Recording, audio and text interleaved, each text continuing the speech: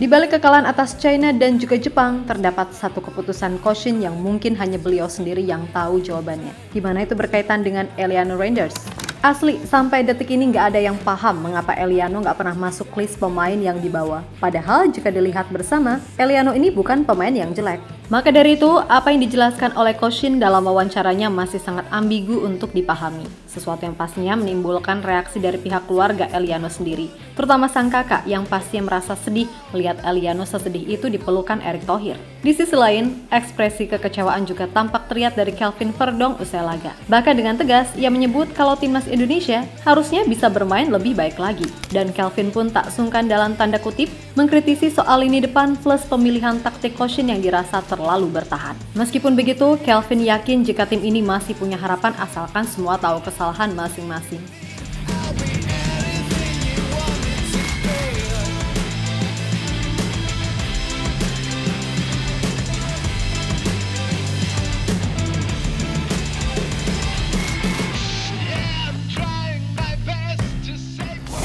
Eliano Randers memang jadi sosok yang mencuri perhatian netizen. Bisa dibilang, nasib Eliano di timnas Indonesia benar-benar layak untuk diberikan semangat. Bayangin aja, saat proses naturalisasi, auranya ketutup sama Michelle Curse. Lalu di hotel, ia benar-benar gak dapat roommate. Kemudian, ini pemain juga jarang banget kesorot media dan sekalinya kesorot, yang dibahas kakaknya mulu. Dan yang paling nyesek jelas dia yang datang jauh-jauh dari Belanda, membawa harapan besar nyatanya justru dicoret dari tim. Gak cuma sekali bahkan 2 kali beruntun, di laga versus China dan Jepang, yang mana kemungkinan di laga versus Arab pun kayaknya dia juga gak bakal masuk skuad lagi. Hal yang pastinya membuat dirinya bersedih, dan itu sama sekali gak bisa ditutupi. Apalagi ketika ia dipeluk sama Pak Erick, asli kelihatan banget sedihnya. Sesuatu yang pastinya juga membuat pihak keluarga Eli, terutama sang kakak Tijani Randers pun ikut bersedih. Karena apapun itu, Eliano sangat layak untuk diberikan kesempatan, karena dia sendiri yang udah sangat excited memilih Indonesia.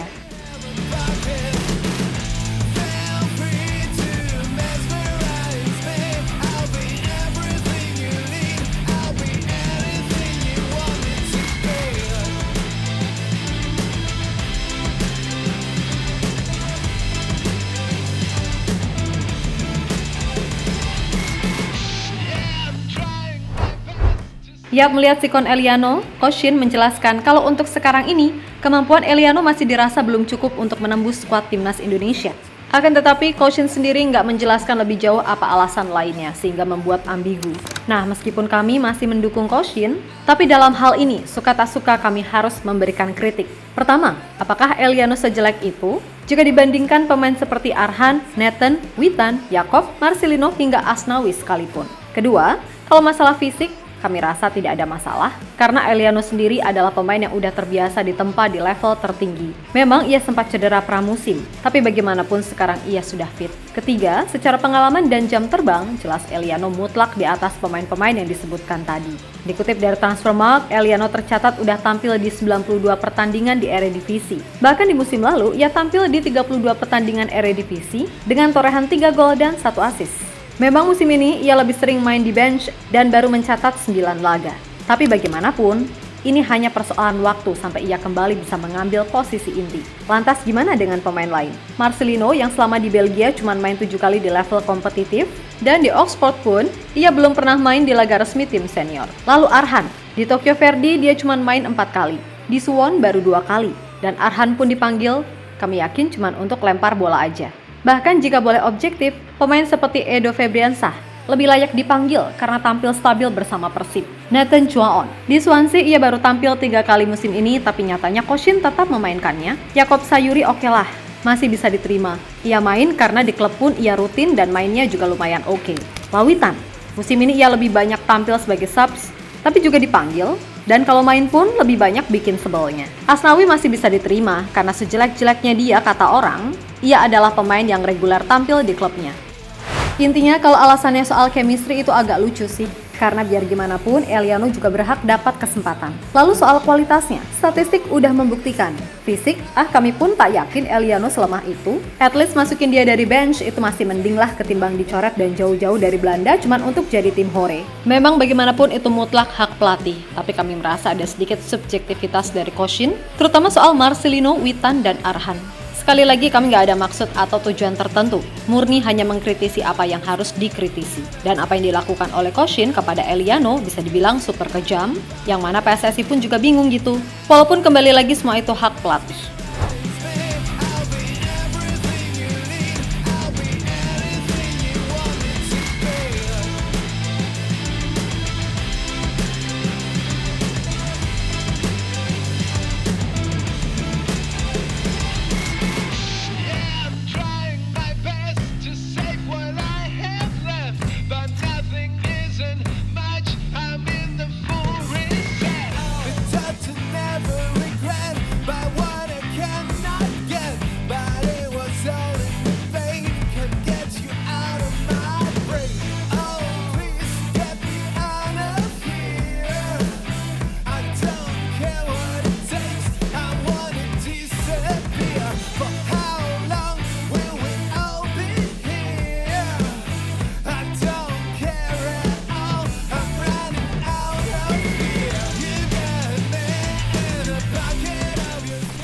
Di sisi lain, melihat segala hal yang terjadi, wajar jika Pak Erik pun sampai memberikan wanti-wanti, yang mana pastinya itu juga disematkan untuk Koshin.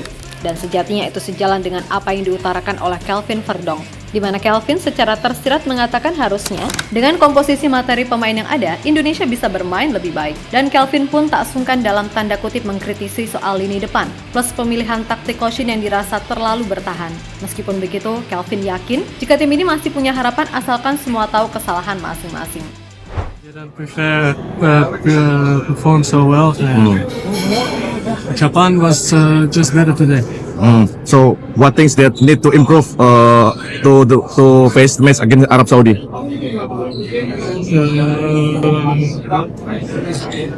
I think we have to score the chances. If we get the chance, we have to score, and maybe in defending we gave too much space away, and Japan had so much quality, and they score with this space. The first half, heavy rain coming in Jakarta. Is it make you guys feel more difficult with the rain and with the condition of the pitch?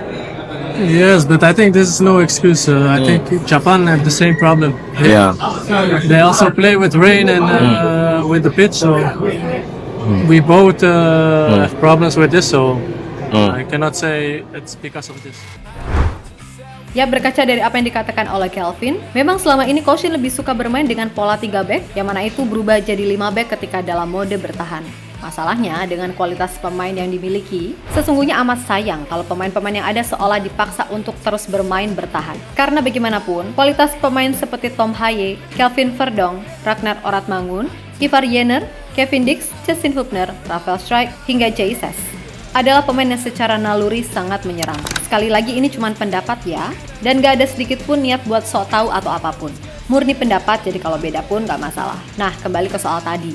Berulang kali kami jelaskan kalau kita nggak bisa menutup fakta jika sebagian besar pemain diaspora kita tumbuh besar di kultur sepak bola Belanda yang terkenal akan filosofi menyerangnya. Maka nggak ada salahnya bagi Koshin untuk coba bermain 4 back dengan pola 4-3-3 atau 4-2-3-1. Yang mana itu akan memungkinkan kita punya pemain ekstra di tengah sehingga nggak membuat Tom Haye seolah-olah pemain yang lemes karena habis tenaganya di babak kedua. Dengan pola 4 back, maka tugas Tom di tengah pastinya jauh lebih enak untuk mengalirkan bola. Toh secara materi, kita punya pemain yang bisa bermain di posisi itu. Jangan sampai nih, semisal oleh Romeni masuk, ujung-ujungnya juga disuruh ikutan mundur. Intinya dengan pemain yang ada, Koshin harusnya bisa lebih berani ambil resiko dengan main lebih menyerang daripada main parkir bus, tapi ujung-ujungnya jebol juga kan? Repot jadinya. Tahu sendiri kita ini seret gol, jadi kalau kebobolan lebih dari 2, yaitu sulit banget. Kecuali depannya gacor. Lu kebobolan 2, tapi cetak 3 gol, you still win the game. Kan gitu. Ya mudah-mudahan aja di laga versus Arab besok yang mana itu bisa jadi adalah laga hidup mati bagi Koshin. Kalau dilihat dari gesturnya Pak Erik ya, harusnya Koshin bisa lebih pede main attack dan high press. Karena mau nggak mau, sekarang misinya adalah 3 poin. Dan menang dari Arab bukanlah hal yang mustahil untuk diraih, apalagi mereka nggak bisa diperkuat 3 pemain penting, termaksud sang kapten Salim Al-Dosari. So situasinya memang sulit, tapi bukan berarti harapan itu nggak ada sama sekali. Maka dari itu, ayo berjuang sama-sama demi lambang Garuda di dada.